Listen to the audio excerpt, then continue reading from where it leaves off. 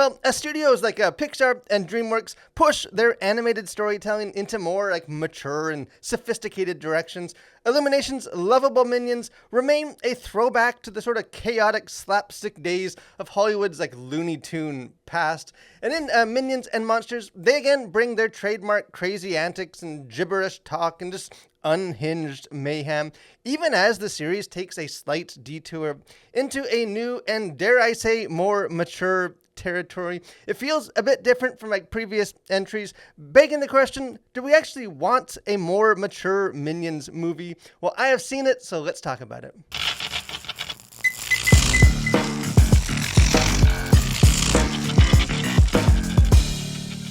So overall, this movie is a bit of like a mixed bag for me. The Minions managed to serve up some good laughs and chaotic fun, and I think the movie's tour through sort of the history of cinema is a very like unexpected treat. But the Minions themselves just seem a little less amusing this time in a story that feels a bit like an animated short stretched into a full-length film. I'll put it this way, I think Minions and Monsters is a better like Minions movie than it is a great Minions movie. The movie has received high praise from some movie critics, which is perhaps somewhat surprising, but I think also totally understandable since the movie is a very like heartfelt love letter to cinema. Its journey through like the various eras and like key moments in movie making history is, I think, really charming, and I think provides like a thematic thread to the otherwise disjointed series of comic sketches. It's all really like endearing and lovingly done, and I think perfect fodder for adult film critics and like cinephiles, but I am curious whether it will work as well for the presumed target audience of younger viewers who just won't be quite as jazzed about like an homage to Charlie Chaplin or Buster Keaton or like a 1903 film like The Great Train Robbery. To me, the advantage of sort of these spin-off Minions films, in contrast to like the more mainline Despicable Me films, is that the Minions can be fully unleashed, but instead the Minions feel surprisingly like subdued here, almost as if they've been like inserted into another movie rather than Minions and Monsters being like a fully conceived Minions film. They actually seem like much more human in this film than usual, which is a bit jarring at times, I think, which also mutes some of just the joy of the characters in the first place. Now, to be clear, subdued is a somewhat relative term because there is still plenty of sort of delightfully wacky chaos here. The opening sequence, which features almost no dialogue other than the sort of like gibberish minionese, is really amusing and fun, and I think like a wild third act did have me grinning from start to finish. And just anecdotally, since I know some people like to hear from like the target audience themselves, I saw this movie with my two 11-year-old sons, and they seemed pretty like unresponsive while watching, but both of them claimed to really have enjoyed it afterwards, and both thought that it was funny. But my kids also tend to like everything, so maybe take that for what it's worth. But between like the entertaining beginning sequence and the wild climax, much of the film's sort of like middle portion just didn't work for me.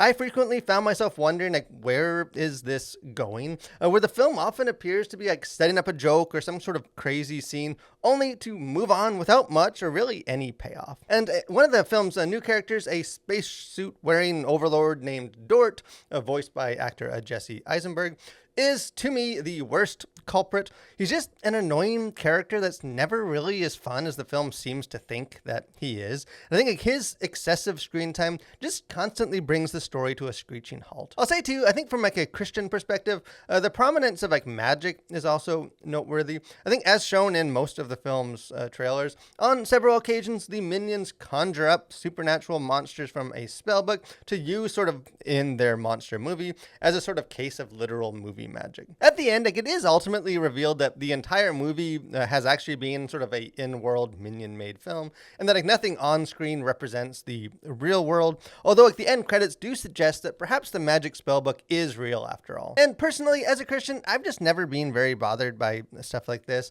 and I think the magic is used more as like a classic movie trope than being anything sinister, but I also know that it can be a bit of like a hot button issue, so Christian audiences that are sensitive to the inclusion of like any fictional magic may be uncomfortable with it here.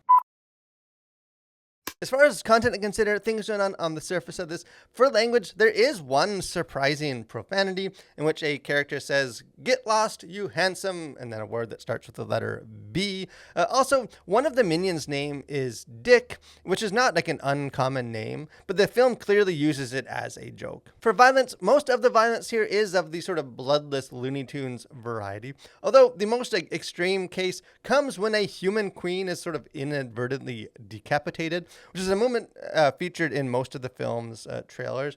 And you also have like a human wizard that is turned to dust by a laser. For sexuality, there are various like naked minion or monster rear ends, and one minion who wears only a thong. You also have like a large monster who is clearly like a male character who oddly wears like a seashell bikini top that he frequently sort of adjusts throughout the film. Also, and while it's never actually like established in the film, I think it is possible to interpret sort of the close friendship and connection between two of the main male minions through the lens of like a budding attraction with several like suggestive moments. I think again the friendship may well be platonic. I think at worst it's just merely open-ended for interpretation, but it's just something that I noticed. There are also just several moments where like human females seem to be attracted to the minions, including some sort of fictional scenes as part of their in-world movies being filmed.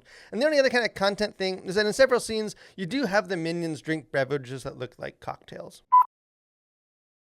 As far as themes, worldview, things going on beneath the surface, as I said earlier, this film is a clear love letter to cinema. I think it even works to sort of set the minions within the wider context of like Hollywood's history as a sort of like spiritual successor to the era of like silent physical comedy.